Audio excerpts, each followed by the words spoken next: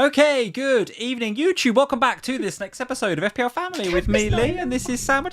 Oh yeah, it's a bit wonky. Is the camera in the right place? I think you're wonky. Yes. It is not. It's nowhere near. It's you can't fine. See sun at all. I'm fine. You've done a really terrible job with this. Hang on. I'm fine. I think it's you that's wonky, not the camera. Nothing about this setup is right. And I said that as I came in.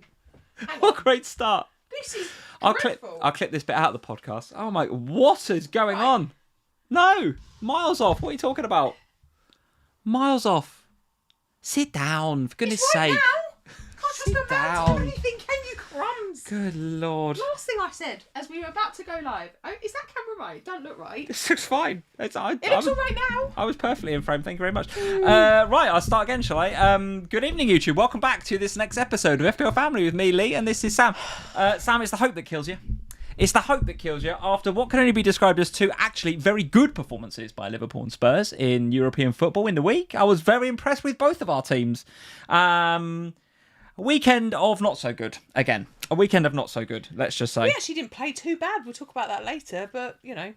Defending left a little bit to be desired for both of our clubs, let's be honest. I mean, what's new? I mean, yeah, and I literally, as I was coming onto the live stream, the first tweet in my, what do you call that on X? Timeline, is it? Or on your, what do you call that thing? I don't know. It's a timeline. I don't know, like an X timeline or whatever it is. The first tweet on my X timeline said Liverpool pull plug on Andy Robertson move. So it doesn't look like that's going to happen now, which is good because we are struggling like mad. Struggling like mad.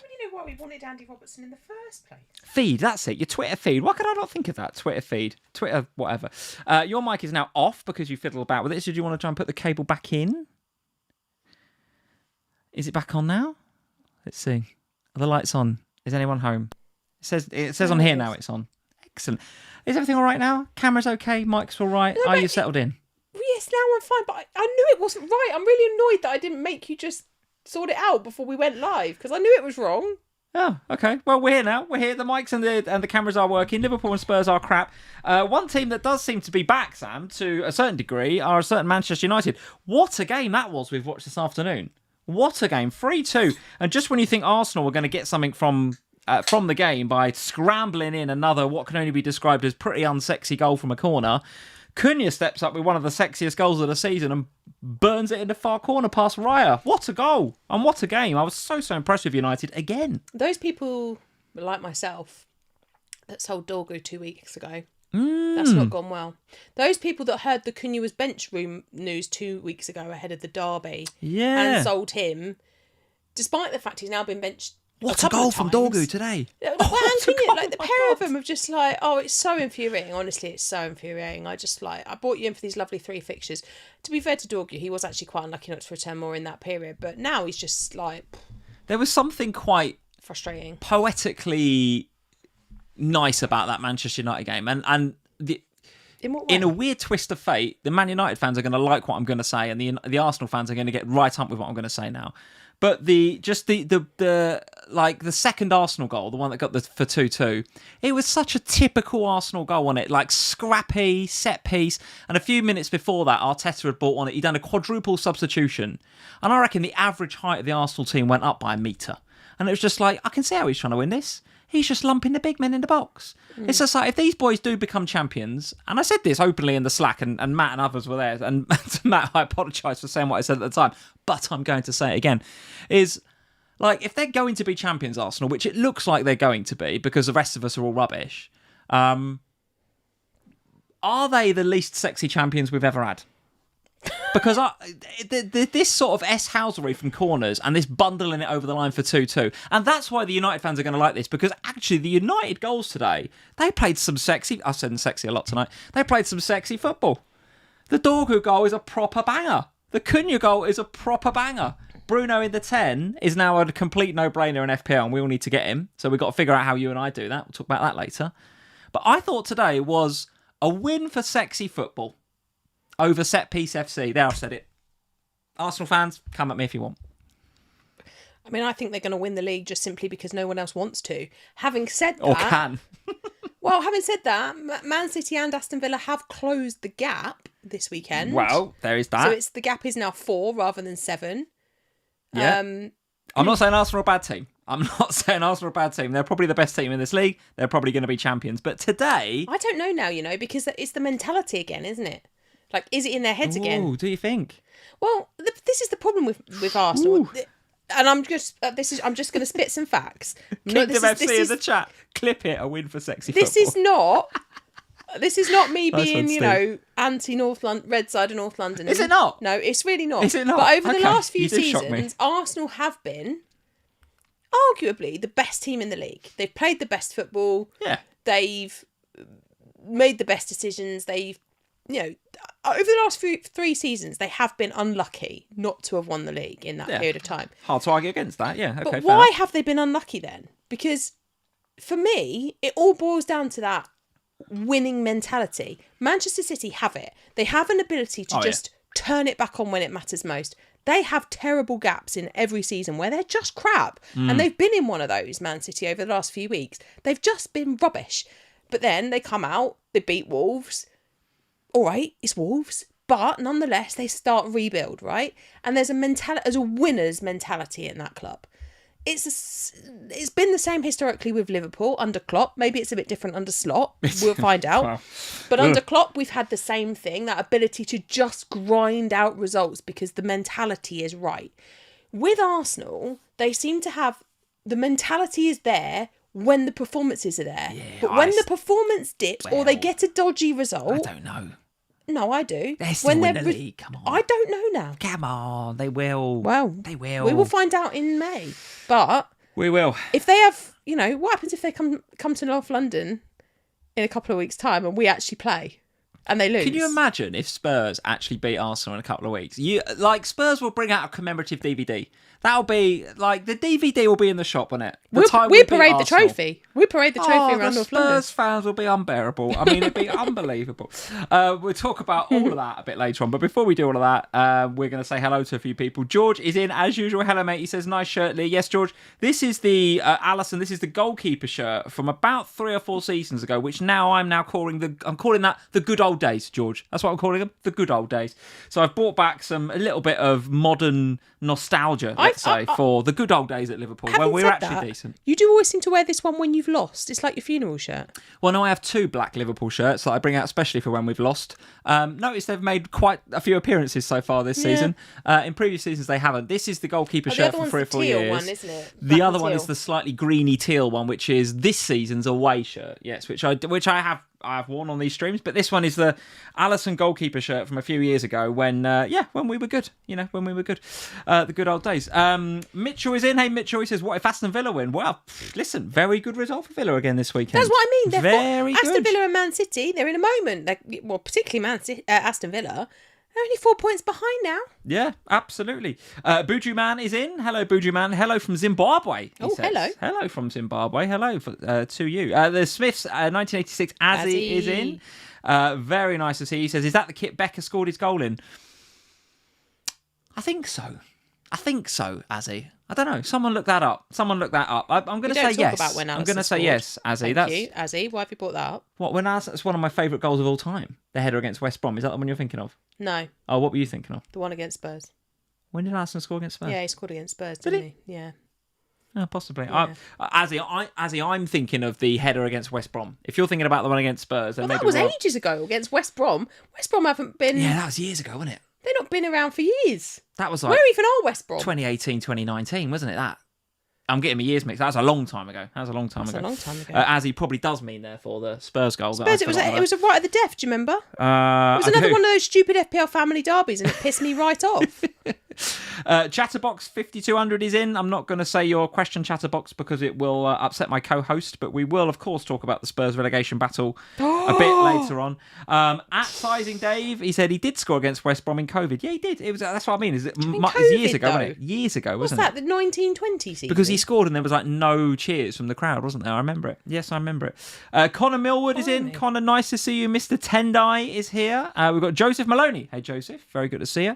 Solskjaer 1195. All the United fans are in tonight, of course. Of course they are. And rightly so. I put Bruno on the thumb. Boys and girls, rightly so, again. Because you were very, very good. You got Bruno on the thumb again. Well, I think that's I think it's the right thing to do, to be honest. Get him on the thumb every week. I put him on there. I put people that have played well this week. Semenyo was on there. Enzo's on there. 3 of them. You got 3 players on. I've not seen today's thumbnail. It's on the computer, ready for you. Very good. Or I've not uploaded it. I'll do that in a minute. Oh. I'll do it afterwards. Kelly T. Hey Kelly, nice to see you.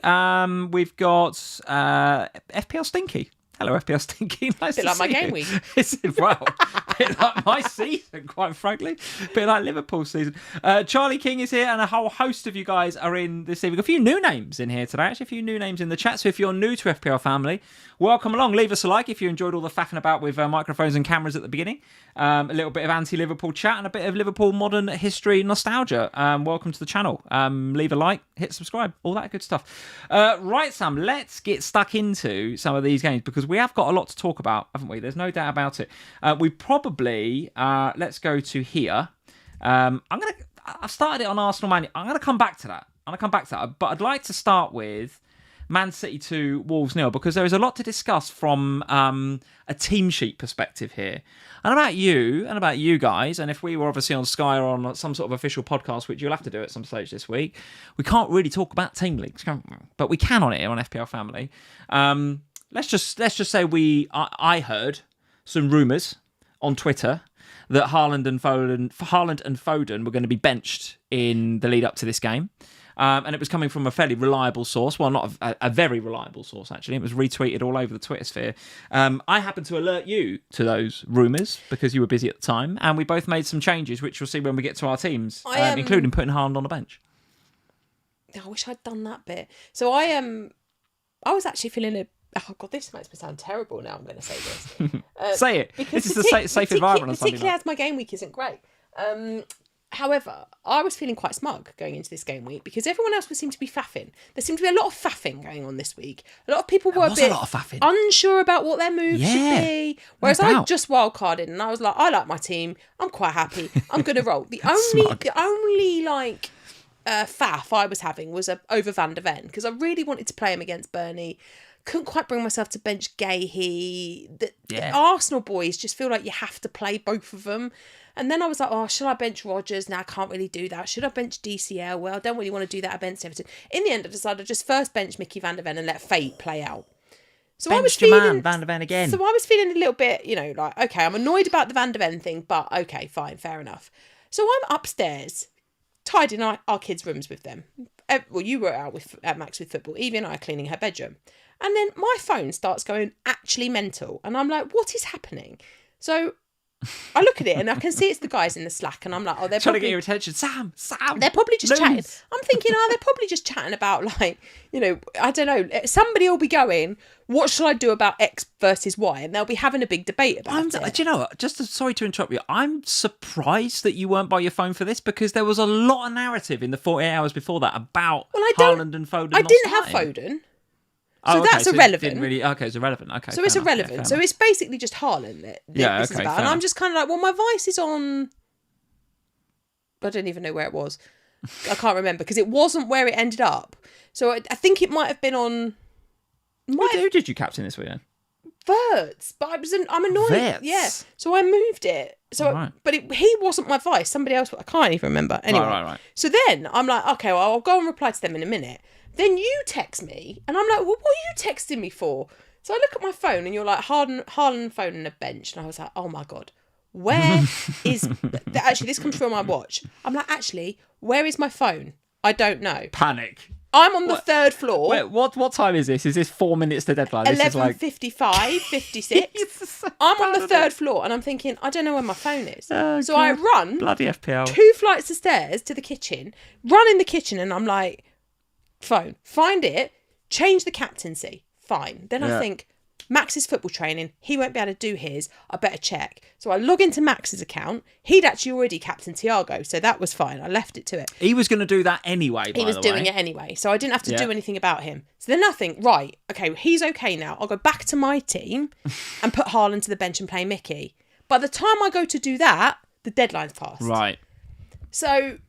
And then I was a bit like, and then I was annoyed with myself because then I was like, I should have done Haaland and the benching and the captaincy at the same time. But yeah, it ended up being a chaotic 5 minutes that I wasn't expecting. I needed a cup of tea afterwards. And I think when you, in the cold light of day, when the sort of game updated and an hour had passed and, you start to see what other people have done, that news would have caught out a lot of casual players, no doubt about it, right? For those of us that are engaged and I made a last-minute switch. I took Foden out for Semenyo this week on the back of that, and switched the captaincy off of Haaland to somebody else on the back of that as well, and benched Haaland. And many would have done that, but there would have been millions of players that wouldn't have done that. And Haaland was still very highly captained this week, which means you've got a low average. I was annoyed with myself because I actually texted you back, didn't I, when you said it? And I said, I don't know to go for Wirtz or Semenyo here. And in the end, I went for Wirtz and then instantly regretted it once the deadline passed and thought I should have gone for Semenyo. But never mind, it's done now. But then I regretted it even more when I looked at, we call it the Inner Circle mini league, which is me, Jules and Kelly. Because both of them had obviously missed that and had captained Haaland. Right. So I was like, that'll make for an interesting pod later this week. This feels like it feels like a massive opportunity missed now because obviously Wirtz just got the one extra point, so it was definitely an opportunity missed from my side this week. Because had it been Semenyo or Enzo or Rodgers or actually anyone else in my midfield, pretty much, it would have been a better option. But yeah, there we go. So what did you make of the game then? So obviously Semenyo seems to have settled in absolutely fine at Man City, and even Gahey I thought had a fantastic game, given it's his first game, and I know he's a top quality defender, and he's Premier League pedigree, but to come into a completely new team with a different mentality, all the rest of it, I thought he just settled in absolutely brilliantly. And even Pep come out after the game and said, he's settled in and he knows the game and he's such an intelligent footballer, and he just ran the show at the back there for City. And there was a couple, I think there's one in particular towards the end where he and O'Reilly got in the way of a shot, and there was a block in there and they were giving it the old kind of hugs because they're keeping the clean sheet. So there was a couple of moments where Wolves could have got something, but on the whole, I wouldn't necessarily say that, the Man City goal was any threat here. I got the double clean sheet. I was happy to have Gahey and O'Reilly for this. But Gahey looks like the one to have. If you haven't got him in defence, is he okay, or do you expect him to have less DEFCONs now? He's not at Palace, right? He's gonna be doing less defending at Man City because they got more of the ball than Palace, right? Yeah, but he wasn't getting like an excessive amounts of DEFCON at Crystal Palace. The upside at Palace was the attacking threat, and we very nearly saw that in this game. We did see from a corner, went to him back post, and it was very unfortunate actually that it didn't go in quite early on in the game. That was as well. So I don't actually think much changes for Gahey in this moment, apart from the fact that Man City are more likely to clean sheets because Palace, bless them, they're absolutely in the toilet at the minute. Yeah. So I don't think it will make too much difference. He might pick up the odd DEFCON here or there at Manchester City, but I think the reality is it's his threat from set pieces, which is probably going to be still very similar to what it was at Palace. And are you getting out with Haaland yet? What's the deal with this guy? Because this is now quite a few games in a row without scoring from open play. A blip and a bit of an unnecessary risk to take him out. How do you feel about him? Well, he's got Dr. Tottenham next. We ain't taking him out ahead of Tottenham, are we? Let's be honest. I mean, yeah. No. We're just not. Sorry, I'm really fidgety tonight. But I think the part of the issue is that there hasn't really been any reason to take him out, as in like financially. There's not loads of other forwards I want. So, I mean, I'm struggling to fill my other 2 forward slots, let alone 3. Yeah. At the moment, I'm not rushing for for Salah. Palmer, who even knows about Palmer at the minute, he can't go there. And the rest of them you can afford without selling Haaland. So it's not really been a big issue. If Salah... No, don't give me an if Salah. Not having it. If Salah starts scoring, if he finds his shooting boots, if he starts becoming the Salah of last season, then there's a conversation to be had. But despite the fact that Haaland is not great at the minute, he's had a rest now.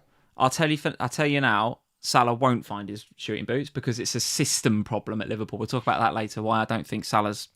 I just don't think... It's just so sad to see what's happening to him, actually. And there's people in the chat like Bobby Ted is saying, sell Haaland, I'm 36k. I get it, Bobby. Like, listen, I get it. And he is in a bit of a bad patch. Get? But that is the other thing to say, is that even with him in my team, I've got 2 other strikers that I don't want, that I'd like to sell. And I'm struggling to know where to go, Bobby, honestly. We had a whole conversation with this at dinner, about this over dinner. Because Max was like, I want to get... I can't even remember what he was talking about now, but... He wants Mbeumo, didn't he? He assumed Mbeumo was a forward. That's right. He was like, I want to get Mbeumo, so I'll just sell Thiago. And we were like, no, but he's a midfielder. And he was like, what? Yeah. So he was like, well, who will I get in the forward line then? And I was like, I don't know. Then he was like, but also what, Enzo Fernandez? I was like, we can't have all these midfielders. You've got to have some forwards. And that's the problem, is that, I mean, look, we've got another game tomorrow night. We've got the Beto Barry thing to play out with Everton. We've got the Calvert-Lewin factor again, and maybe one of them or all three of them goes, "Oh, hello, I'm here." I said to you earlier, didn't I? I said if Barry plays well tomorrow night, I will consider him as a transfer in, because I'm like, I've had enough of Hugo. He's way too expensive for someone that doesn't take penalties.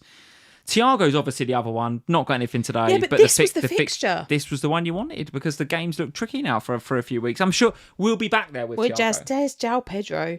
Oh, again. Wow, don't go back But there. people will. Well, we'll talk about them in a bit. So that's the City game. Let's do Arsenal 2, Manchester United 3. We have to talk about Manchester United, because you've just touched on Mbeumo there.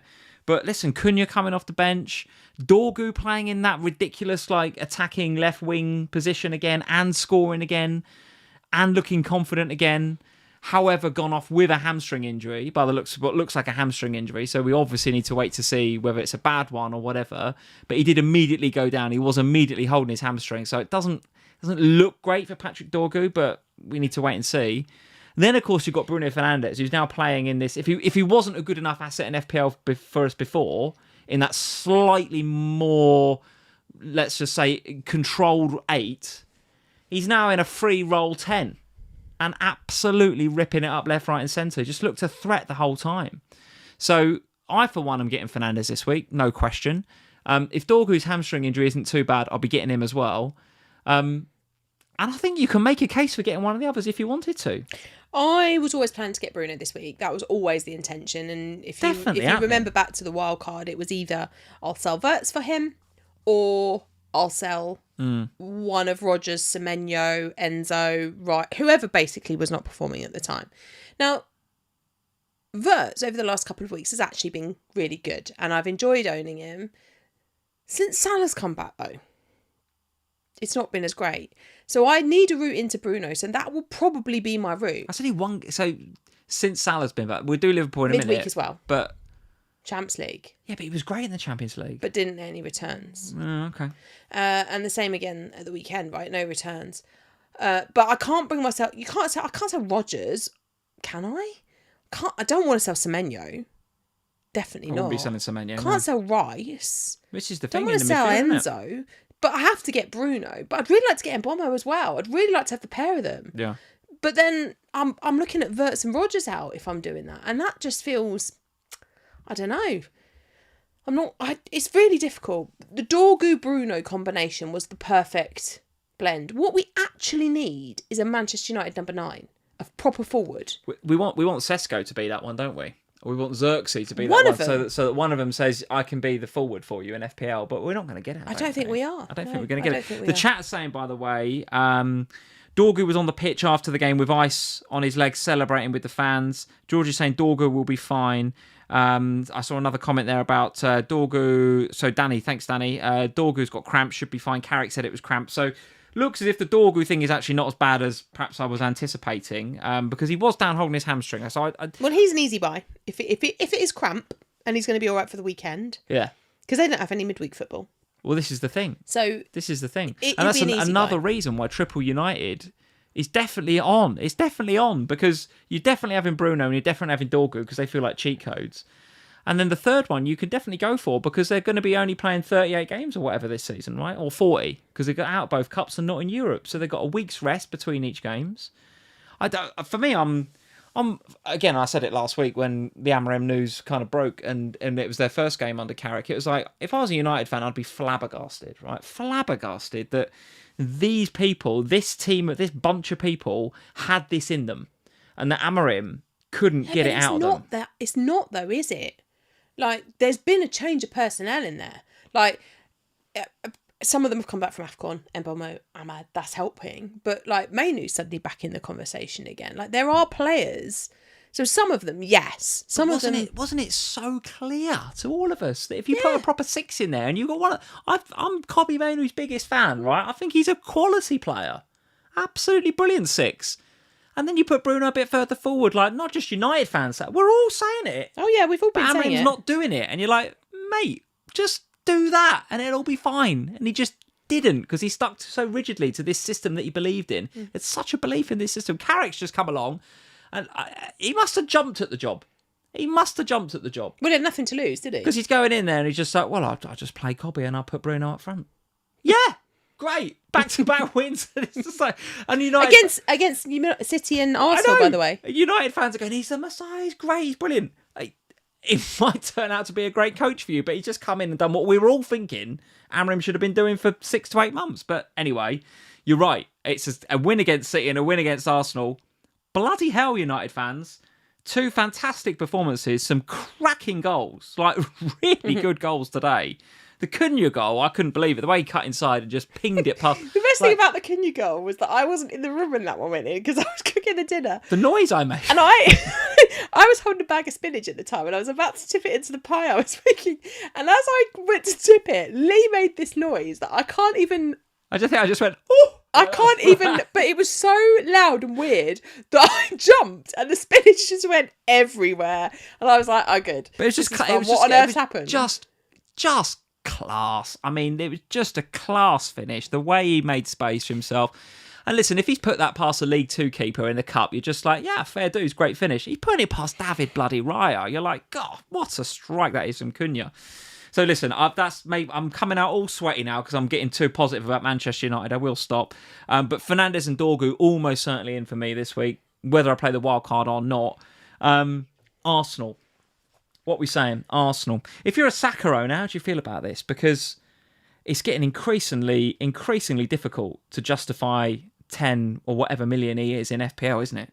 Increasingly difficult. Yeah, I mean, I got rid of him on wildcard on that basis. It's really, really hard because he's expensive. But it's not just that he's expensive. It's that we've spent this whole stream, however long we've been going for so far, talking about midfielders. There are so many midfielders that you can own in the game. And you fill your team with midfielders.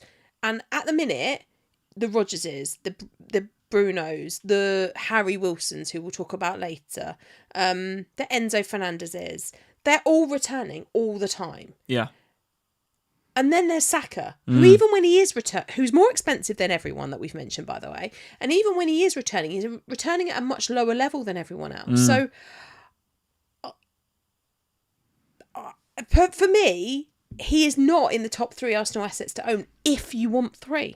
You can easily get a Rice, and I'm definitely considering it. And there will be, I think, a lot thinking that way. A lot will be looking to take money out of Saka to Rice so that they can get Bruno Fernandes, and that's absolutely what I'm looking at. Yeah, no doubt. Double defence, are you on it? Yeah. Did you think that was a Timber goal, that first one, or no? I don't know, I watched it. I was screaming for a Timber goal, I'll be honest. I know you were. Yeah, it was one of those where, again, on reflection, maybe I should have thought about not playing Timber this week and just play Gabriel, but... You wouldn't have been saying that if he's like an inch closer to the ball and he gets the foot on it and it doesn't come off of Martinez's heel and he scores a goal. I think that's the point, is that I thought Spurs would concede. Yeah. I thought Arsenal would concede. But I thought Timber and Gabriel might have a bit more set piece. Got that wrong, didn't I, with Mickey this week? But do you know what? I thought there might be, and Timber was unlucky not to get something there. To be fair, he was playing 9 a lot of the time. Christian Romero style. They'd come forward even in open play, and Gabby Jesus does what he does, which is kind of drop off a little bit. Yeah. And you're expecting one of the midfielders to drop in there. No, it's Timber there. You know, when Martinez gets the own goal, Timber's the one putting him under pressure. So I don't know. You know, I think you've got to keep Gabriel. I'm going to keep Gabriel. But Timber, I'm starting to waver a little bit. What, would you go down to 2? 2 Arsenal? Maybe. Because you're not going to have Saka and Rice, are you? Well, might not have either at this stage. We'll talk about that. Well, you go down to just Gabriel. Well, we'll discuss it. We'll discuss it when I get to my team. But at the moment, I'm probably going to keep the double defence. But we'll see. So you might not get Rice on wildcard if you wildcard. I might, yeah, but listen, that's only because of the amount of good options we've got in midfield, right? Interesting. And again, I'm looking at my season thinking, still, rank is still crap. And if you want to go for Mbeumo, then maybe Rice it's not a money thing. It's just who's going to be your 5. You know, yeah. So I'm thinking about it. I'm not saying I'm going to do it. I'm just thinking about it. But for sure, that's not me saying don't get Rice. Rice is still a very good option, and now I think demonstrably better than Saka, because Rice and 3 million. You know, it's kind of like having Bruno Fernandes and Rice, or Saka and Harry Wilson? Something like that, isn't it? That's his sort of conundrum, roughly. So I think Rice and Bruno Fernandes is going to be a popular fixture in that middle. So that's Arsenal 2, Manchester United 3. Very, very good game. Very, very impressed by Manchester United. Very, very impressed. Let's talk about our game then. Let me get this off my chest. Bournemouth 3, Liverpool 2, a 94th minute winner. Just so many bad things about Liverpool here. I don't even want to go on to it because I feel like a broken record every Sunday. It's so bad. From an FPL perspective, let's just do that then. You've got Wirtz, I've got Ekitike. What are you thinking? I was, like I said before, I was really happy to own Wirtz over the last few weeks. And I did think he played well in the Champions League when I watched the highlights. Obviously, I didn't watch the game because it was on the same night. Were you on the same night as us? Yeah, you were. You were on the same night as Spurs, weren't you? And obviously, I was away having a positive time at Spurs for once. So I didn't watch it live, but I came home and I watched the highlights, and I thought Wirtz played well again, and I was like, okay, great. So much so Against Marseille, you mean? Yeah. So much, despite the lack of returns, so much so that I handed him the captain's armband in all the Saturday morning drama this week. Yeah. But in this game, I don't know. It's almost like, well, you said it, didn't you, when we were watching the game? When Salah comes back, everyone just looks for Salah again. And rather than just playing your game and being the player that you've been over the last few weeks, they just start looking for Salah. It's like, you're in the better position. You take the shot. Don't feel like you always have to bow to, I was going to say the more senior player, but the more long-standing player. Or I think senior is a good word to use. I think it's the right word. It's really frustrating. So in the end, I think probably I'll sell Wirtz this week. A little bit reluctantly, but I just don't like the way that Liverpool play with Salah there, or he plays with Salah there. I think it'd be fascinating to see what he does with Mo next. What do you think what does he do with Mo next? Because you didn't play very well with Mo there. Look, he dropped him a few weeks ago, and you've been better. And he come out in the press and he's thrown under the bus and all that, right? Remember all that? And since that's happened, we haven't lost a game for 13 games in all competitions. Now, don't get me wrong, it's probably the most fraudulent run of fixtures ever, right? Because we've been playing crap and we've got a lot of draws. So when I say we're 13 unbeaten, don't read that as we were fantastic. We've not. We've been bang average, but we've been not losing, let's say. Salah comes back into the team, the first game we lose. Now, it's not all Mo Salah's fault before you come at me. It's not all Mo Salah's fault. The first goal is Virgil van Dijk's fault, 100%. He so casually swings a foot at that ball, and then he expects it to go out, and he doesn't get back. He doesn't go and chase it back, and then whoever it was got the first assist. Was it Hill or was it Scott? I think it was Hill. He just passes it over to Evan Nilsson, who scores. It was crazy. So the first goal is completely Virgil's fault. The second goal, Gomez. We're trying to do the substitution, right? We're trying to get Gomez is injured again. Shock, right? Because you're playing him more than twice in a week. He gets injured. Just can't be fit, that kid. So he's trying to get him off, and they're trying to get Endo on at centre half, right?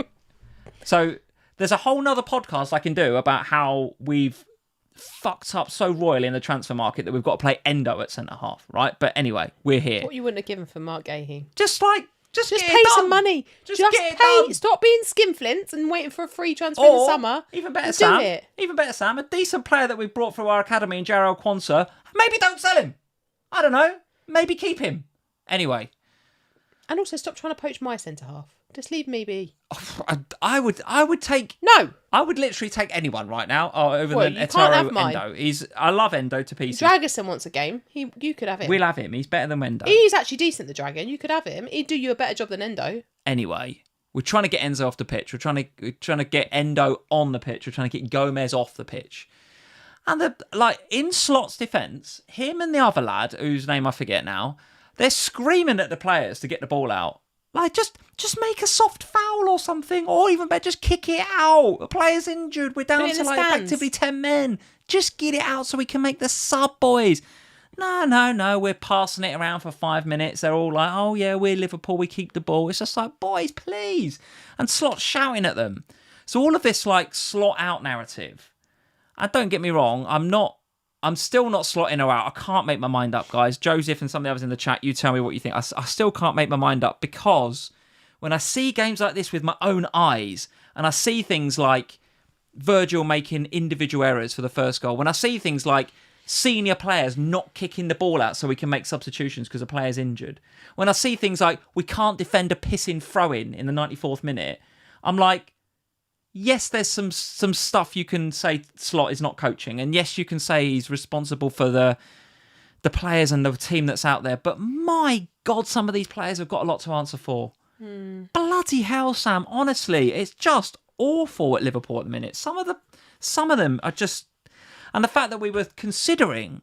Like, Kirkes is only fit enough to play half... Oh, God, I'm really going off on one, aren't I, now? I knew this was going to happen. Kirkes is only fit enough to play half a game, and he goes in the red zone, so he's got to come off at half-time. And we're thinking about selling the backup left-back we've got to you lot for £3 million. Are you mad? We need him.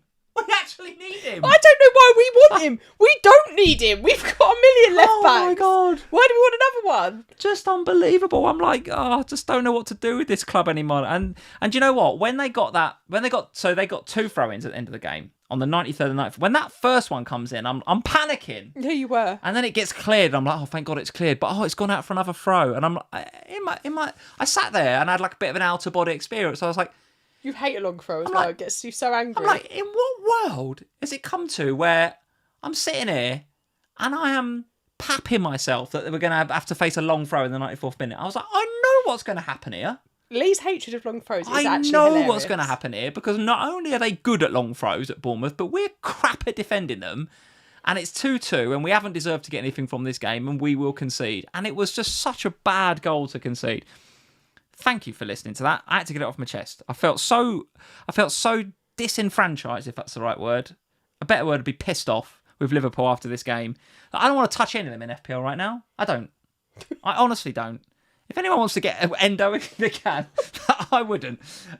Anyway, I'm going to be selling Ekitike this week. Why would anyone want to get Endo in? Of all of the players to pick, why would you pick him? Thank you, Anycast, in the chat. Anycast is just like, Lee, let it out. Better to rant it. Listen, this is like therapy for me, guys. I appreciate you all being here. I appreciate you all listening to my Liverpool rants. They're getting worse every week. I appreciate it. I'm not doing it. Like, you can tell everyone this is not for just clickbait or anything. I'm doing this because genuinely we are shit.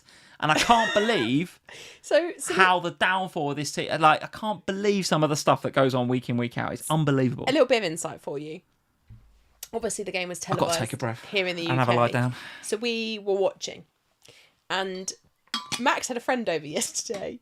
And so Lee was really desperately trying not to be weird. Because I'd already been weird earlier on in the day. I'll be honest. We'll talk about that story when we get to Spurs. But I'd already been a bit weird. Lee was trying desperately hard not to be weird. So the game is coming to an end. You're sort of okay-ish with the draw, I think, in the end. And you're like, okay, just see it out, boys, see it out. Take it on the basis that we've been rubbish. Yeah, just see it out. Get out of there. Get away from ball. Like, just get out of the game. And then they concede. And then the final whistle goes. And he's like, right, that's it. I've had enough. And then... there was no post-match interviews. There was nothing. He was like, I'm not interested in any of this anymore. Just turns the channel over and puts on some nonsense quiz TV show. Weakest Link on. And at that point, it was some random episode of the Celebrity Weakest Link. Never watched Celebrity Weakest Link in my life. Why is the Celebrity Weakest Link on? But at that moment, I wanted to watch that over the Liverpool post-match. And I was like, why are we watching this? Just like, and he was like, I'm just so annoyed. I can't. He was like, I can't do this anymore. I don't want to do any of this anymore. I don't want to look at football, talk about football, be at football, anything. And I was like, okay, then. It wasn't a great day to be in our house yesterday. People in the chat saying, ironic, you had to turn over to the Weakest Link. It's just like... I know. Oh, yeah, that is ironic. Who's the weakest link? And they were on, honestly, the people on the weakest link, blimey O'Reilly, there wasn't a strongest link. Anyway, Liverpool, it's a shame really, because I do actually quite like owning Wirtz. I like watching him. I like him as a player, but I'm watching him and I'm frustrated because, one, I'm frustrated because he's my captain and I'm thinking, come on, where's my points? You absolute moron. Get me some. He got in so many good positions. There's one in the second half. Passing it to Salah. Stop passing it to Salah. Have a shot. You're in a better place. There's something about... I wish I had some stats to back this up, but I don't usually, as usual for me. I wish there was something about, like, Wirtz, like, expected big dog energy. What would that be? BDE. XBDE. This is a new stat we need to come up with, like, X talisman, right? XT. We need a bit of this. Because when the big dogs aren't there, when Salah's not there, Wirtz takes it upon himself to be big dog, right? And we've seen that in weeks gone past. He's getting slowly more confident. There's something about Mo's presence. There's something about him being on the pitch that means that some of the others just like retreat into their shell a little bit. They go a bit subordinate. I don't know what it is. They all decide they have to feed Salah. It's almost like he's gone in the dressing room and go, "You will pass me the ball." Yeah, but I can tell you right now, it's like playing with 10 men. I hate it. I hate to say it because you're one of my favourite Liverpool players of all time, and he has given us some of the best, moments of our lives. But this happens. This happened with Christian Eriksen at Spurs. Same thing happened. Right. In the weeks up till he got sold, he was like a passenger. He just walked around the pitch. He was carried. And it's happening slightly differently in the Liverpool team because he's not being carried, Salah. He's just still believes he is a god. And he is. But the point is... But it's not working anymore. He ain't running. No. He ain't running. It's like playing with 10 men. And when he loses the ball now, like before... So what happens then? Because if he's going to get dropped, I'll keep Wirtz. Well, that's why I said, go back to the beginning of the rant 10 minutes ago. It feels like I've ranted for too long. I apologise. But if he's going to continue to play Salah, you need to sell Wirtz. Well, I will. But if he's not, maybe you keep him. But I can't know that. And I've got to get Bruno before he takes 800 price rises. I think if Wirtz is your route to Bruno, I think you just do it. I have got other routes, but I think I'm just going to go Wirtz to Bruno and be done with it. Anyway, we've talked too much about it. I'm sorry about that, but I had to get it off my chest. Don't get any Liverpool in FPL. I know we've got 2 home games coming up. Just don't do it to yourself. Bournemouth, though. I've got 2 Bournemouth players. Fixtures. Let's have a look at these Bournemouth fixtures coming up on the Fantasy Football Scout fixture ticker. They are top of the shop right now, according to the boys and girls at Fantasy Football Scout. Wolves away up next, which is blue, but let me tell you, that's not quite as blue as it was a few weeks ago. Villa at home, Everton away, West Ham away, Sunderland at home. The best fixtures over the next 5, according to Fantasy Football Scout. Anybody from Bournemouth catching your eye? I got 2. Who have you got? I got Krupa Jr. and Senesi. What do you think of Krupa? Fine. I wasn't expecting a lot out of the Liverpool game. I benched him. It's fine. I also benched Senesi, who got an assist. That was lovely. Thank you very much. And I benched him because I wasn't expecting a clean sheet and etc, etc, etc. But I bought both of them for what's about to happen now because these fixtures are great. Yeah, let's go back to them. Now, obviously, Bournemouth will probably sign somebody. Might that affect Krupa's minutes? Sure. But if it does... Yeah, they're close, I think, aren't they, to add in? Yeah, and if it does, it does. But I think he's played well over recent weeks. And, even off the bench for half an hour, that is still way better than Mark Guiu or Potts or any of these other cheap options that we've owned previously so far this season. So I'm happy to have Krupa. I wouldn't want 3 Bournemouth, so he's not taking up a spot or being a problem. So he's fine. And Senesi, look, I ran some numbers on the FPL pod last week. If you listened to it, you'll have heard me talk about it. Like DEFCONs in pretty much every game before this one. I think it was in something like he'd missed it in one of the last 9 and he got it in 17 out of 22 games. So he's basically like Tarko, starting at 4 every week. A bit pricey there now, isn't he, Senesi? Wouldn't you just go for Hill instead, wouldn't you? James Hill's 3.9 starting every week at the minute. Well, yeah, I know, but I didn't... What do you need the money for? Because Senesi's got the attacking threat that Hill doesn't, as we saw this week. Hill's got an assist this week. Over the next few... Well, that's true. Over the next few weeks, we've got decent fixtures, pretty much starting at 4. If the clean sheet lands, if the attacking returns are there, Senesi, I think, is a better pick. If you don't have $1 million, because I think it's $1 million, I think he's 4.8, then fine, go for Hill. Yeah, and as Danny says, he's got DEFCON 4 in the last 5 Hill as well. I think I wouldn't say he's a better pick, but I think he's better value for money. Possibly. Straight choice between the 2. But right now, I'm happy with Senesi. I'm really happy with him as a pick. Yeah. Okay, yeah. I still think, and I do think Krupi's the one to have. I think if you're going to play the wild card and you're going to fix that 3rd spot, maybe you've got a Guiu or whatever, I think it probably is him. Joseph's in the chat saying, I missed a super chat. I was probably mid-rant, Joseph. Let me scroll back a little bit, see if I can find it. Yes, here we go. Hi, Sam and Lee. Hello, mate. I think slots time is limited. You might be right, mate. You might be right. But the senior players aren't helping. Van Dijk and Salah are downing tools. Mate, I think you're spot on. And that was a key part of that rant I had there, was that I don't know if they're downing tools or as much as I just think it might be catching up with them. But Salah's, it's not over. Like, I'm convinced that nothing got fixed. They just sort of had a little conversation. Maybe. He played a little bit of time against Brighton, and then he buggered off to AFCON, and now he's come back and expects everything to be hunky-dory. Well, it's not, I'm afraid. Maybe. Liverpool moved on in your absence. Somebody summed it up to me, and I can't take credit for this, but I was speaking to somebody on text earlier, and they just said, well, under Klopp, I don't want to keep comparing it to Klopp, but we have to. Under Klopp, we had players and a team that was running at, it was heavy metal football, wasn't it? It was press, and it was like so high energy. That actually having someone like Van Dijk there to be like, just calm for a minute, because we all have the calm as you like Virgil van Dijk song, don't we? Yeah. By the way, when's the last time you heard a Liverpool song being sung about a Liverpool player? It's not happening. That's a really bad sign.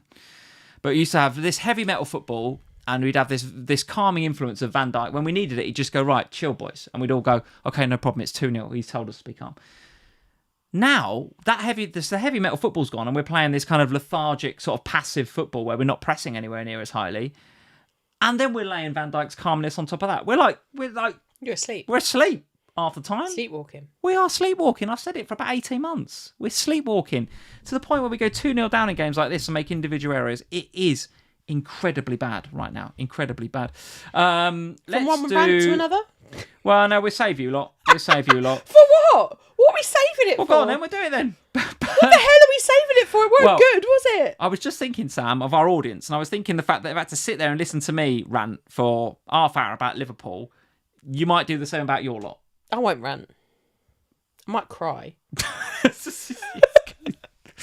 Yeah, go on then. Burnley 2, Spurs 2, bloody hell, Tottenham Hotspur. Go on. The best thing about this was that we had more shots than any other team in the league this week. 18 of them. We had 18 shots. Did you? Dubravka pulls out a 5-pointer despite conceding twice because he's made so many saves this week. Yeah. We actually weren't bad in attack, but my Christ, can we not defend?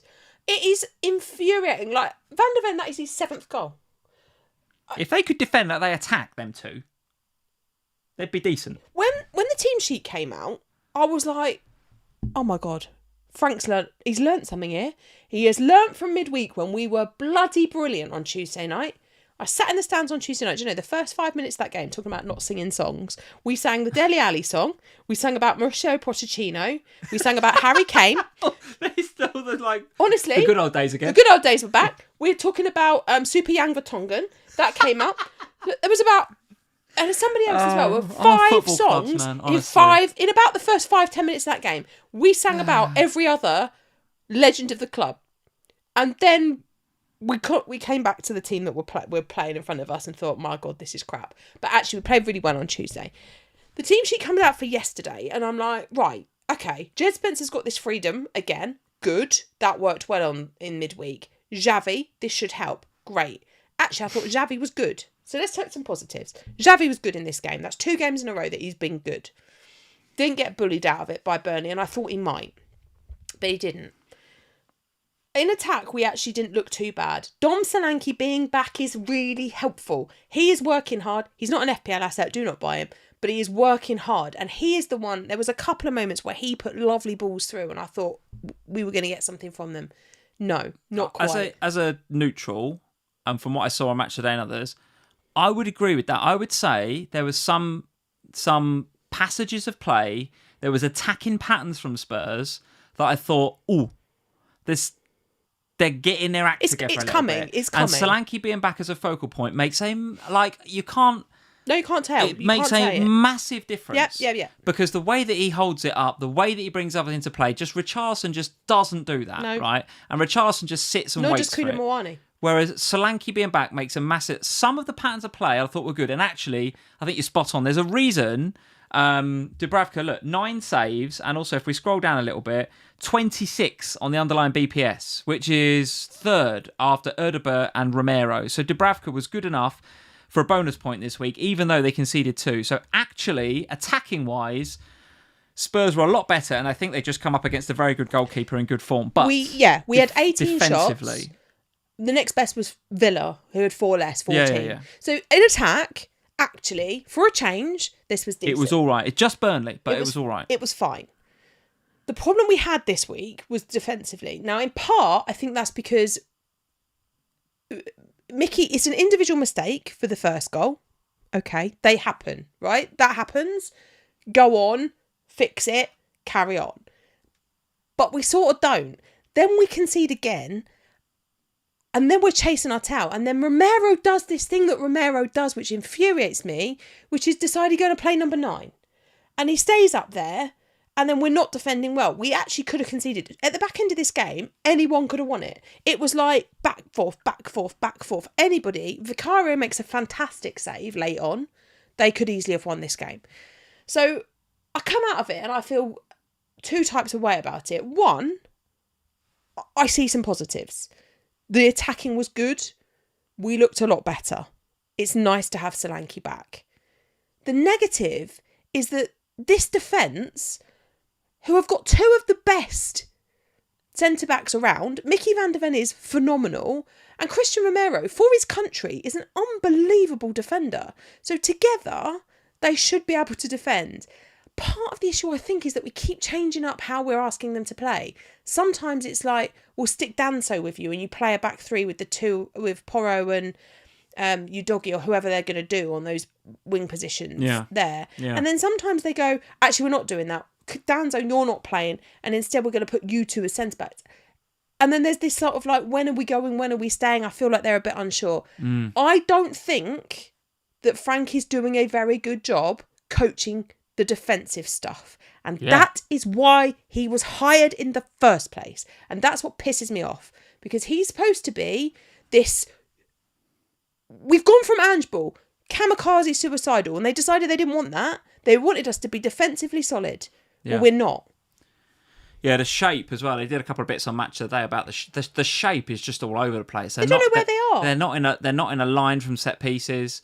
There was one freeze frame they did on Match of the Day where there's they were in like a diamond shape. They don't know where they are, Lee. And it was just like, what are you playing at? Like there's no, doesn't seem to be any, like for everything Romero is, right, in terms of an attacking threat. And by the way, it's a fantastic header, by the way, because the way that he's got to like, he's not just got to dive, but he's got to get the neck muscles have got to like, he's got to turn, he's got to get the power on that header. I thought it was a phenomenal header.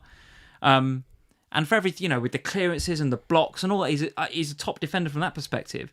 I don't think he's a very intelligent footballer, Romero. No. Like, I don't think he's like, you see some of these centre-halves and they're just like telling people where to go and where the line should be and, getting it. Like Maguire's good at that, isn't he? For everything you say about Maguire, he's a very good organiser, right? That's why United often look better when he plays, because he's just like, right, I'm not the best, but you guys are pretty good. Do what I say and we'll be all right. Well, Romero he's not that. No, but that Mickey does that, but only when Romero doesn't play. So when Mickey's wearing the captain's armband and Romero's not there, Mickey commands the back line. And that's really interesting to watch because he will tell you, step up, go back, drop here, go there, do this.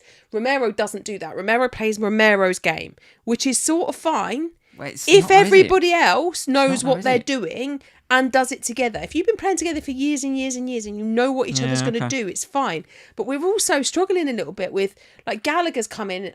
I like him. He's decent. There's some leadership there. There's some pressing. It's good. But we're missing the people that used to be in front of Romero and Van de Ven. So all of this stuff... Okay. And Basuma's come back and is back in the team. And again, I like him. It's good. But it's not what we were used to. So all of these changes of personnel, in my mind, it's not helping us. But I do feel like we were a little bit unlucky in this one. Having said that, Burnley, Dubravka...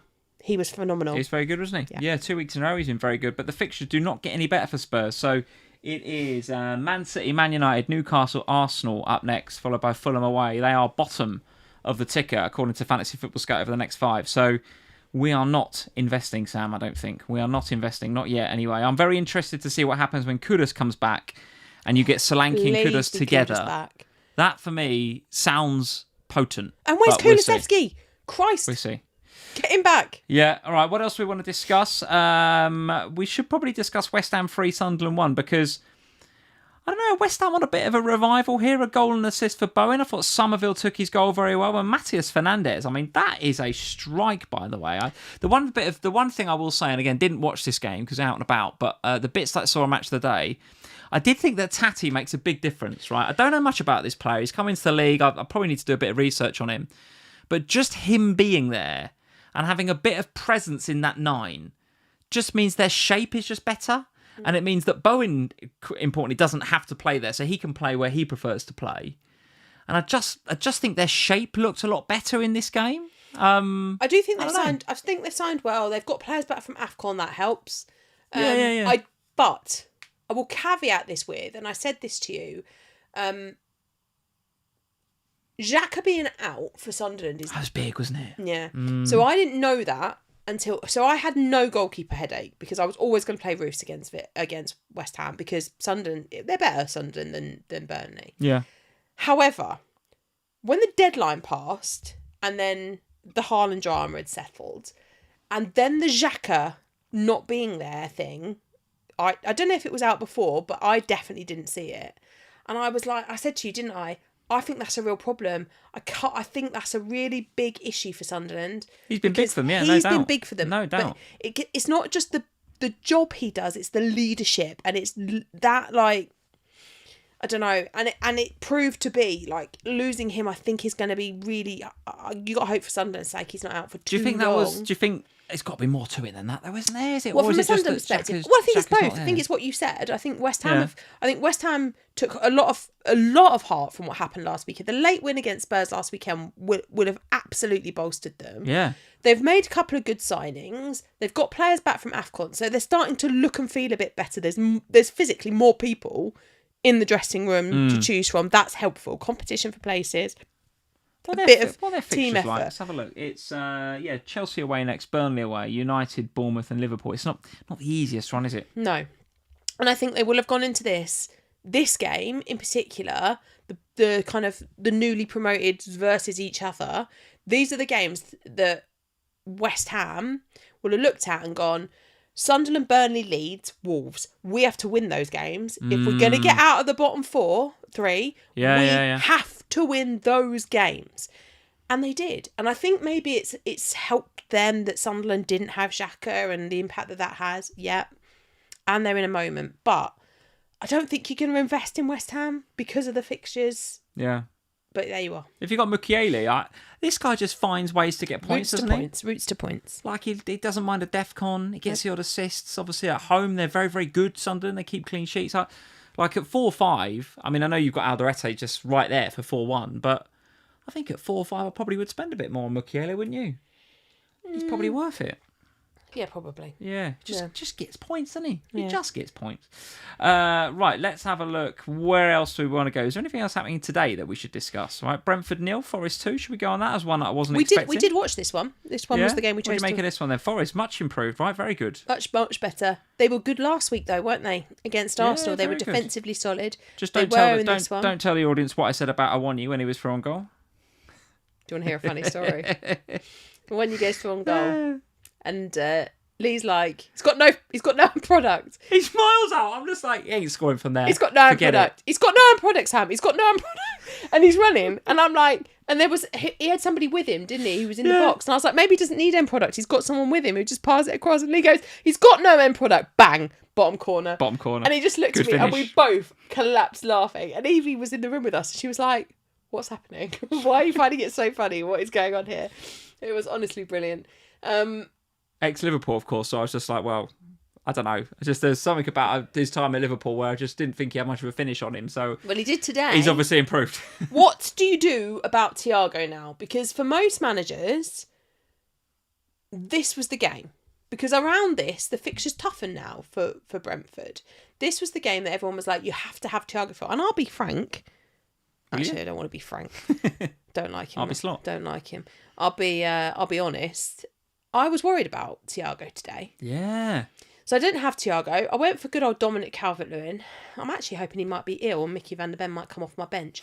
But if he's not ill and he plays and he's got to get a hat-trick against his old side, But I was worried about Thiago. He was the player this week that I didn't have, that I thought, same. That one, Same. even more than Bruno, I was like, Thiago, the fixture's good. He's good at home. Brentford are good at home. Yeah. Weren't today, though, were they, Brentford? Sorry to tell you, George. I'm sure George would agree. Well, George was there. They weren't at it at all today, Brentford, right? And I don't know whether... I noticed Hendo come on late in the game, and You can't keep... of course I can. You can't keep on with this Hendo narrative all the time. Hey, listen, if we're any more crap in the next few weeks, we'll have Hendo back. Thanks very much. We'll keep him. Next thing you know, you'll be trying to get James Milner back. Bring him back. Bring him back. Who else do you want back? We need a bit of character back. I'll get Simicast back from loan. Get him in. He was supposed to be coming back from loan. I hope he does. I think Sodja Robertson, you keep him. I'll have Simicast. We could do with the vibes. Darwin Núñez back at Liverpool. Who else do you want back? I'll Get take Mane it at the back. minute. Just characters. Get we Mane need back. character. Who else do you want back? That's what the chat are saying. Get Mane back. Gerrard back. Get Gerrard back. Guys, don't take the piss out of me, please. I'm feeling a bit weak and vulnerable about Liverpool. Please don't take the piss out of me. Who else do you want back? Hendo for sure. Anyway, so listen, Brentford weren't at it, right? And let's have a look at their fixtures. As you rightly say, the Brentford fixtures do not get any easier, right? It is... God, why do I make this so small on here? Can you guys even read this? Let us know in the chat. Can you even read this bloody slide? I don't need to change it. Villa away, Newcastle away, Arsenal at home, right? Next three look very, very difficult before they play Brighton and Burnley, which in and of itself could be interesting games. But those next three don't scream goals for Brentford to me. So is he a sell?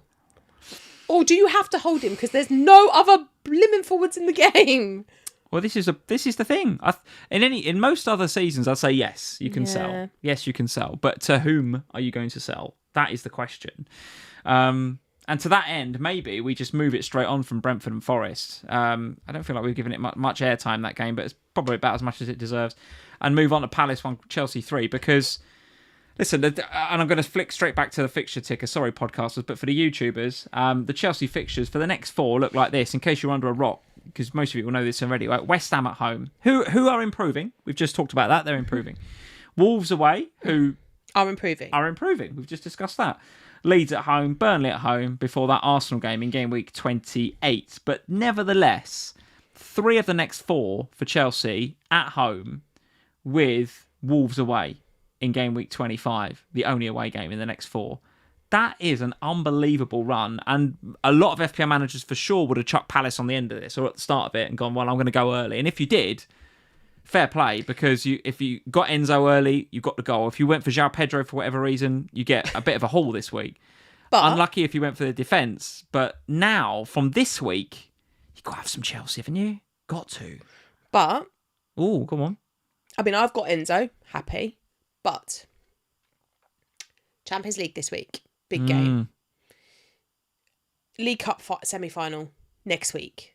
Around these nice fixtures. So you got Champions League, then the good fixture. League Cup semi-final. Aren't they away in Napoli as well in the week? Yeah. It's a really hard game. They've got to go to Napoli, and then they've got the return leg of the Arsenal game in the EFL Cup, which they've got to win if they want to make the final. So Napoli midweek, Wolves at the weekend at home, then Arsenal, okay, and then West Ham. So those fixtures, the Wolves and West Ham games... they are the games that I think that there is... If there's going to be some rotation, it's going to be in those Premier League games. Won't there? There will, for sure. And, so you have to be mindful. With players like João Pedro, isn't it? Exactly, and that was going to be the point. So I think if you've got an Enzo Fernandez, you're probably fine. By the way, Esteval today, excellent. Oh, he was excellent. Chelsea fans, tell me what you think about Esteval. This kid, he looks a bit special, doesn't he? Yeah, he's a proper baller. He looks a bit good. But João Pedro, I think, he's one of those that managers will look at this week because he's done well today. Bit of a haul. Yeah. And they will look at him and they will go, okay, well, the Chelsea fixtures, because if you just look at it in the app, the Chelsea fixtures look great. And they are. They are great.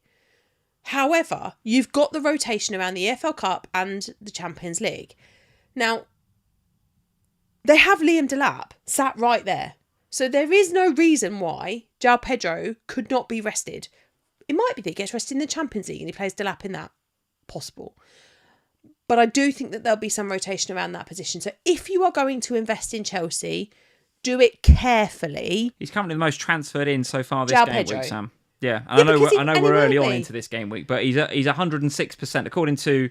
This is another nice feature. If you guys can see this, there's another nice feature on the Fantasy Football Scout website. So if you go to the Fantasy Football Scout website where they do the Scout picks, most of you will know where the Scout picks are. And by the way, if you're not a member over at Scout yet, links in the description below. Never too late in the season to become a member over at Scout. They're doing a 7-day free trial on it at the minute. Absolutely doing God's work over there, season in, season out. That is the Scout picks that I use every single week. And if you scroll down a little bit, here is, which is new for this season, the price change predictions. And you can go to risers or fallers and you can see whether the players that you own or that you want to get are going to go up 0.1 or down 0.1. You guys know how it works, right? And right now at the top you can see there, right? Who's leading? João Pedro, then it's Mbeumo, then Enzo, Dorgu, Semenyo. So João Pedro, yeah, already Sam popular. But I'm just would caveat, I am not convinced that he starts all 4 of those games by any stretch. Might that be okay though? Might that be okay? What? Like if João Pedro gets 3 out of 4 games in the Premier League on that next 4 and gets a few minutes, it's probably still okay, isn't it? I don't know. I mean, what if he doesn't? What if he plays in a world where we're struggling for forwards? What if I can understand it. My concern is he plays them away in Napoli midweek. It's a very, very difficult home game, and Chelsea need the win. Yeah. So away game rather, and Chelsea need the win. So he plays João Pedro in that one, and he probably plays him for 70, 80 minutes, and then maybe Delap comes on for the end of the game. Roll forward to the weekend, you'd expect to reverse in that. So maybe João Pedro gets 10, 20 minutes at the weekend. Go into the midweek. They have to beat Arsenal because they're behind. So we go into that game. João Pedro starts, I think, because I think he's his preferred. So João Pedro starts that game, plays 70, 80 minutes. Delap comes on again. Then surely it's reversing. It's difficult to know. Yeah. But my concern would be there is a good chance that he doesn't start either the West Ham or the Wolves games. I still might go there. Why? I still might go there because of lack of other options. Honestly, I just think he's over the next 4. He will get points. He might not get all the minutes, but I still think he'll get some points. He's a streaky player, and he's on a little bit of a streak now. And the good thing about it is that if you over the next 4, if it doesn't work out, you can bin him before that Arsenal game and almost go sideways back to Thiago if you wanted to. And by then, Brentford's fixtures start to improve a little bit. Yeah. I think just for the next 4 weeks, it's probably okay. But just be conscious that by the time that Arsenal game rolls around, you might want rid of him. But I think it's an okay transfer. I honestly do. So that's Palace 1, Chelsea. We can't really say much about Palace, can we? It's just a mess, isn't it, at the minute? Do you know, they actually had the a third mess. most shots Did they? in the game week. Okay. Because I was surprised to see that. It was Spurs, then Villa, and then Palace. So they actually were creative, but they're a mess. All right.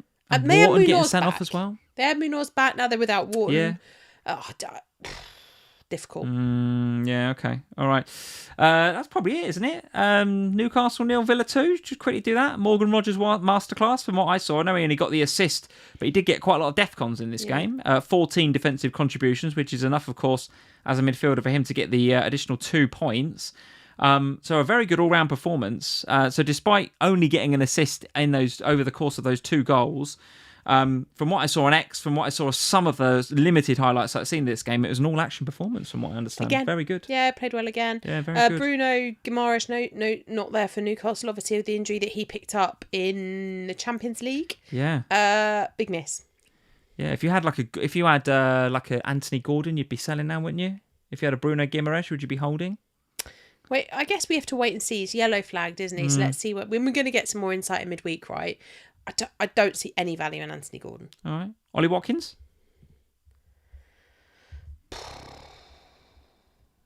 Not at the moment.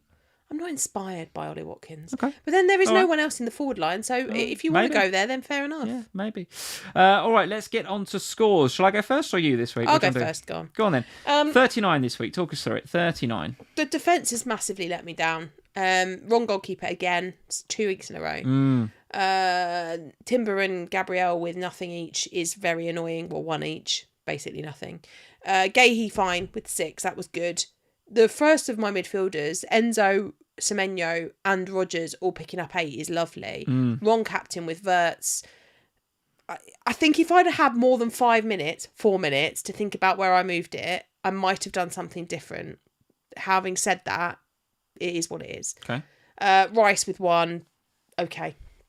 And then the forward line, again, if I'd not been an idiot, I'd have just put Haaland to the bench and played Mickey, and that would have made a massive difference, because then I think at the moment Live FPL has me needing 2 points for a green arrow.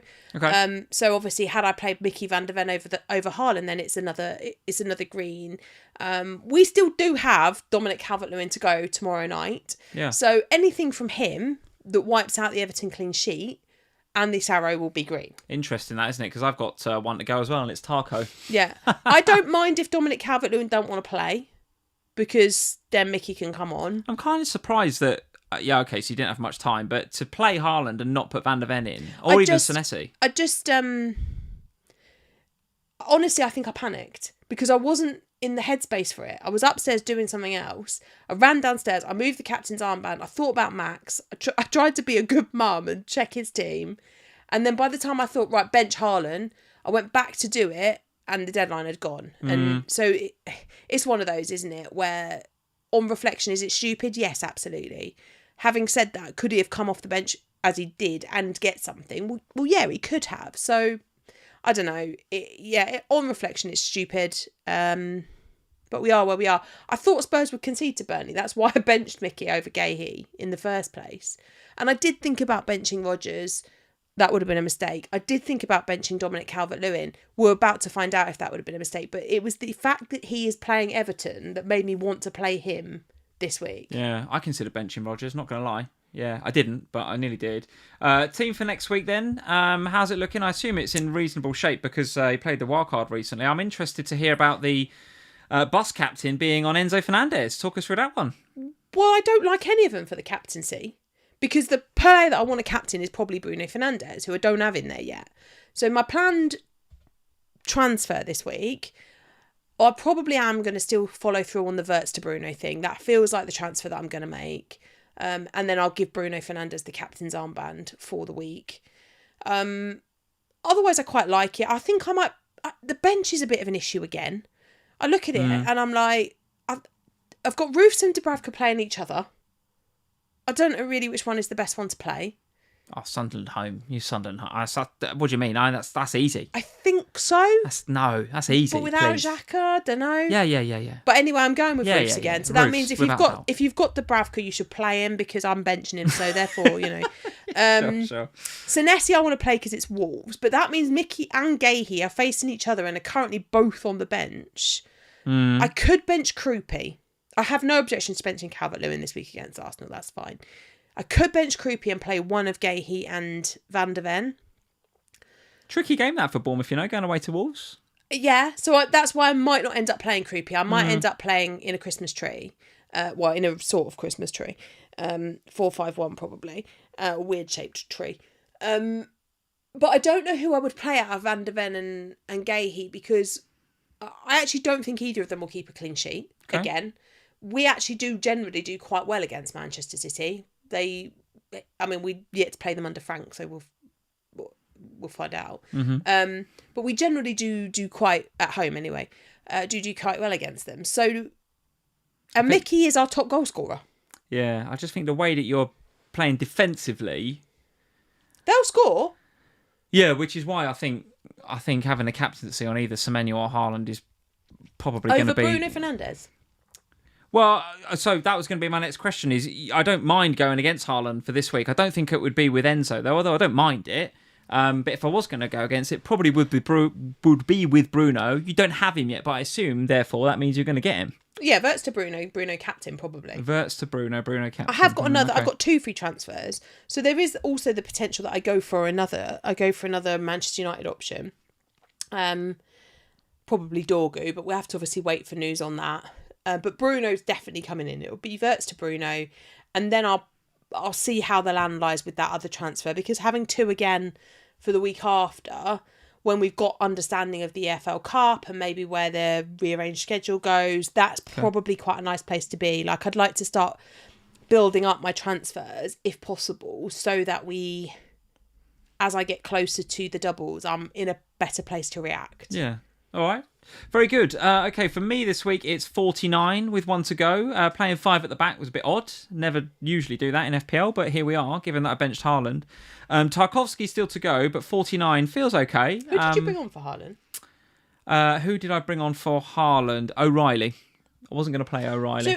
So just for my understanding, because I thought you did the Semenyo Foden thing on Saturday, but you can't have because you've got 4. So you must have done the Semenyo to Foden thing. I did this on Monday. Foden to Semenyo. I did ages ago. Yeah, you must I have did done that ages ago at the beginning of the week because before Gay become a City player. I was going to say because otherwise you would have been forced to have. That's part of the reason I'd done it. Actually, was because I thought, well, I won't. It won't allow me to do it. And this was at the time when Gay, he pretty much had his picture, he's signing the bit of paper, and I just thought, well, before they had him, if I don't do it now, by the time FPL change him over, I won't be able to do Foden to Semenyo. It's going to make me do somebody else. Yeah. So I did it. Yeah, when Gay was signing the paper, that's when I did it a few days ago. Yeah. So I had 4 City going into this, but of course I heard the Haaland news, so Haaland dropped to the bench. Glad I did the Foden to Semenyo, obviously, with the 8-pointer. I'm pretty happy to have him going forward. Yeah, I think he looks pretty locked in the league, at least, until they can add him to the Champions League squad. Obviously, the double Arsenal defence doesn't come off this week, but I don't think I'm struggling. I don't think I'm going to be too panicky about that. We've got to see how Tarkowski does. Mr. Wilson is saving the day again, isn't he? I mean, flipping heck. He's the difference, really, again, yeah, totally. I mean, Rodgers coming in with 8 is good. There's the Dubravka masterclass against Spurs with the 5, given he's conceded 2 goals. He's pretty welcome as well. But Wilson coming in with the 10, particularly, and listen, I'm probably due a bit of jam, really, because, again, it was a very low XG. I mean, here we go with the narrative of him overperforming his XG, which he is massively. He is massively. But... listen, I'm not complaining. He just keeps pulling these worldies out the bag from nowhere. And a 10-pointer, I'm very, very welcome indeed, Harry. Very, very welcome indeed. My only regret, if I have one, is that when I heard the news about Haaland being benched, that I didn't move my captaincy to Semenyo. Yeah, I know. I had about 4 minutes and I was like, right, one of the two. Probably my Liverpool blinkers got me a little bit and I went for Ekitike captain. Should have gone for Semenyo. But either way... that's a what is that? That's a 17.4% green arrow. So game week rank of 2.7, so up to just over 700k with Tarko to go. It's like, I want to say it's fine. It's not. It's still crap, isn't it? But I'm just like floating around this area. I've been floating around it for ages. I need something to take me to the next level. And when I look at my team for next week, it doesn't look like a team that's going to take me to the next level, right? With Wilson away at Manchester United, there's a lot of away fixtures in your team. There's a lot of away fixtures, and there's a lot of players that I don't want anymore. I don't really want Ekitike anymore. I know we've got back-to-back home games, but I don't really want him. I've got to make a Man City sub at some stage because I've got the 4. Well, any sub that you make now will force you to do Man City first. Yeah. So here is my conundrum, right? Is that if I want Bruno Fernandes this week, which I do, 100%. Okay. Well, you don't want to go Semenyo. I don't want to take Semenyo out. Correct. So O'Reilly's got to go as well. So you've got to use 2 transfers, right? So straight away I'm using 2. Straight off the bat to get Bruno. I've got to spend 2.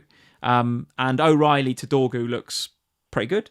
Assuming that you guys are right about the cramp and all the rest of it. Right? I'm going to have a look at that in a minute. But assuming he's all right, then doing Fernandes and Dorgu in looks pretty good. Now, the player that I would like to take out for Bruno Fernandes. And let me just, I think I set this slide up just before I came on. Let me do this.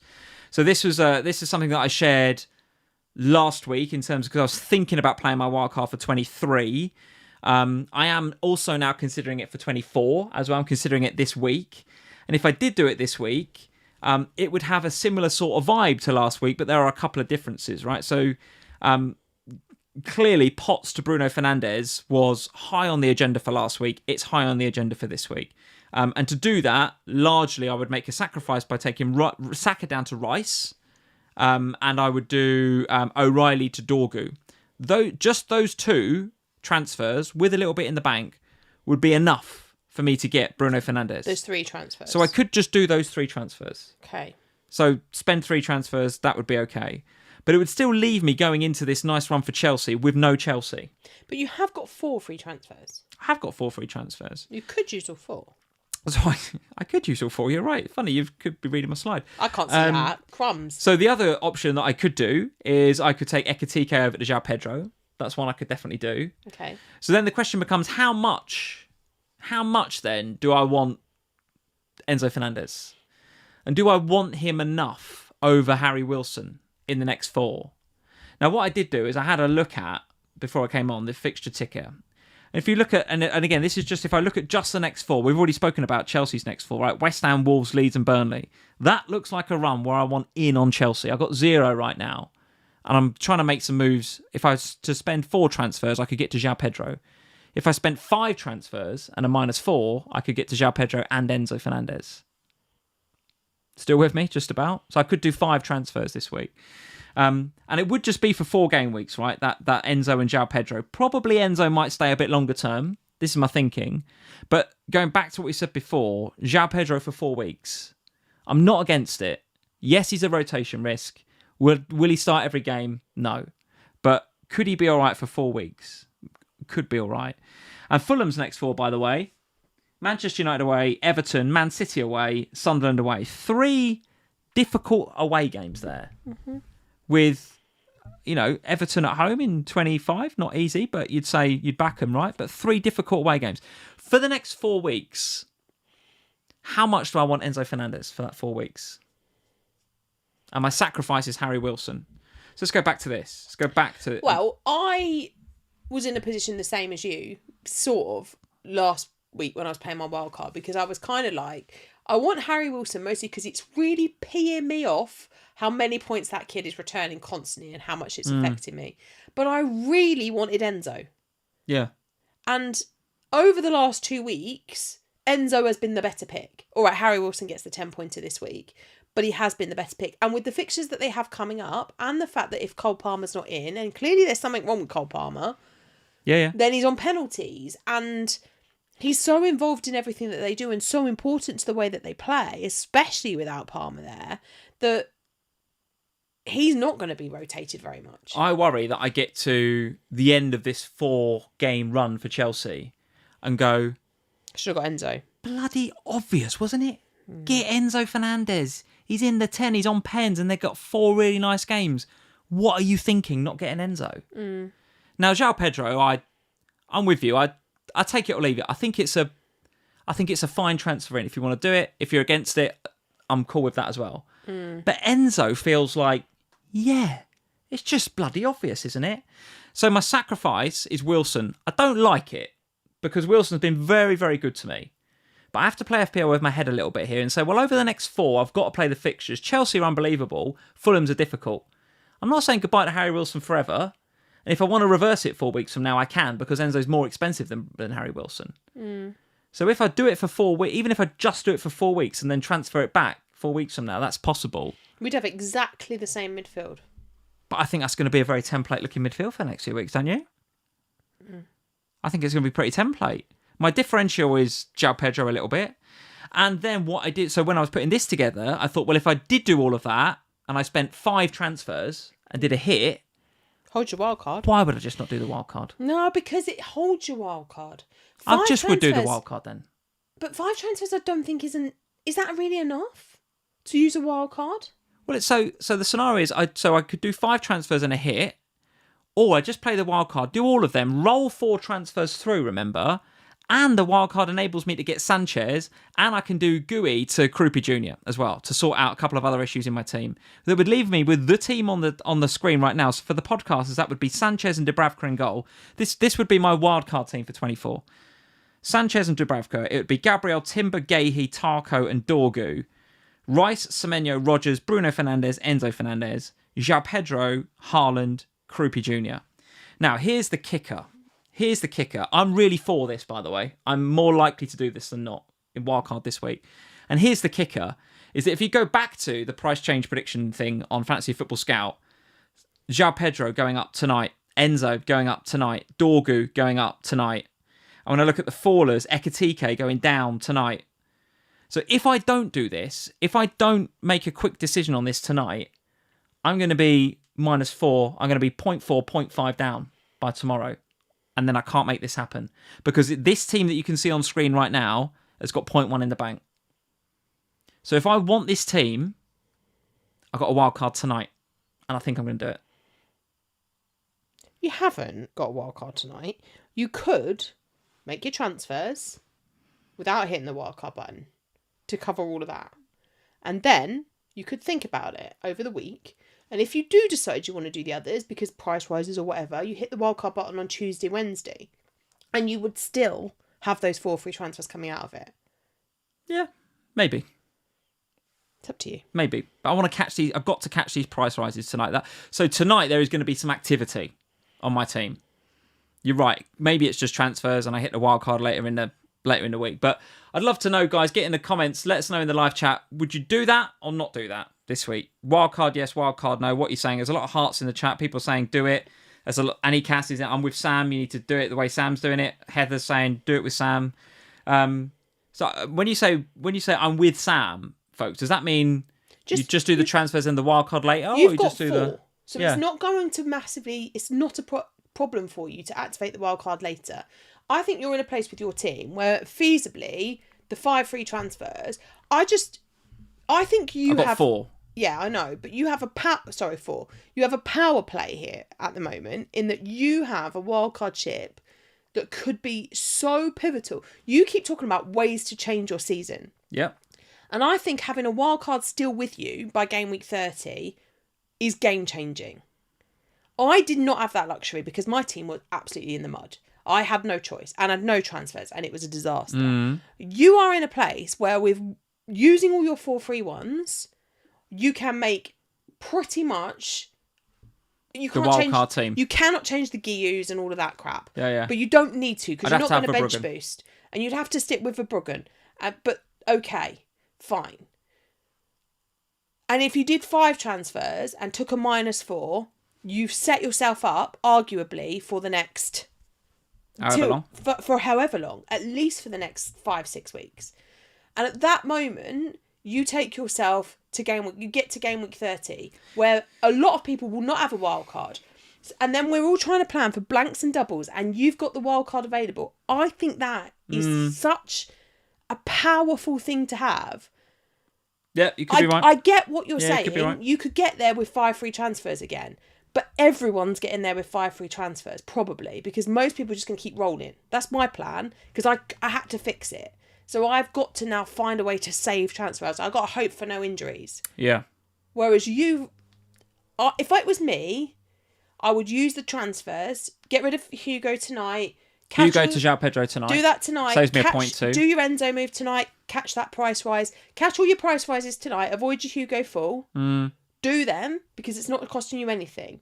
Then you can watch through the Champions League. Because what happens if in the Champions League, sorry Arsenal fans, but if Timber and Gabriel both got injured in the Champions League I don't even know if they'll play, to be honest, because they don't need to. But if they both got injured, then you hit the wildcard button and you just deal with it. But right now, I don't think you have to.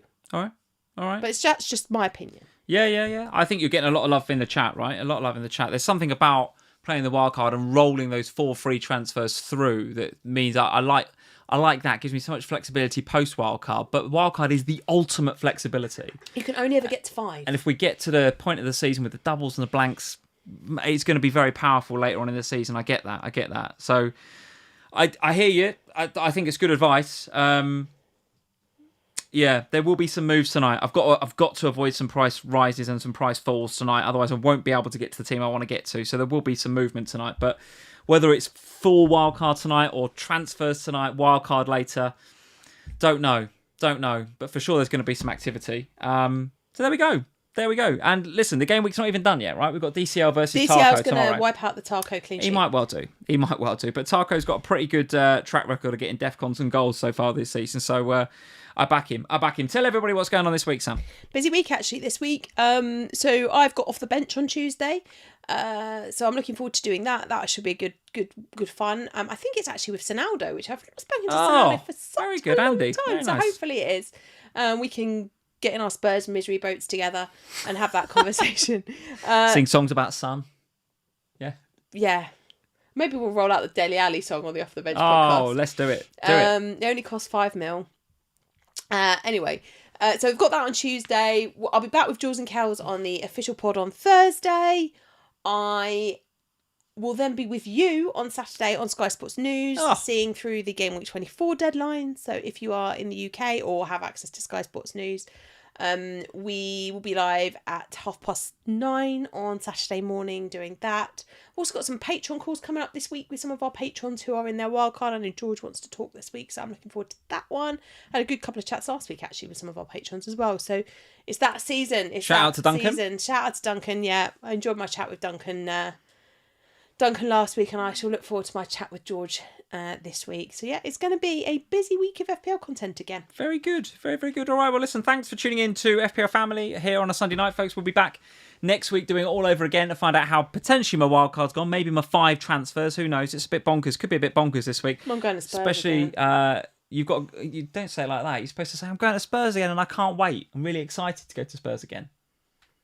I'm really excited to go to Spurs again on Sunday. If you say it like that, if you're saying like, oh, I've got to go to Spurs again, it's like, is it even worth going?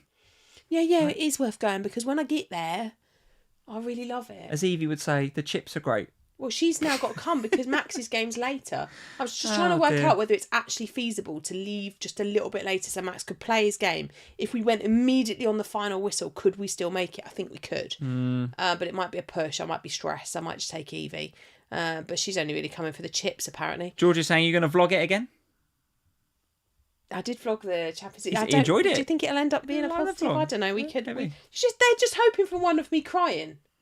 No, they're convinced. not. No, they're not, Sam. They want you to be happy. No, I'm convinced that's why they wanted me to do the Champions League one. Yeah, well, if you want, I'll vlog the Man City game. There we go. All right, so look out for vlogs. Look out for the Ohana podcast. Of course, over on Patreon, free for all of you. Just got to get a Patreon account. You can listen to our Ohana podcast, find out what I'm thinking in terms of wildcard and transfers and what I'm planning to do. But get in the comments of the video, let us know. Would you just make those transfers? Would you take a hit maybe? Would you play the wildcard? What are you thinking in my predicament? What are you saying? Leave us a like, subscribe if you're new around here, and we'll see you this time next week. Cheers, guys. Bye, guys.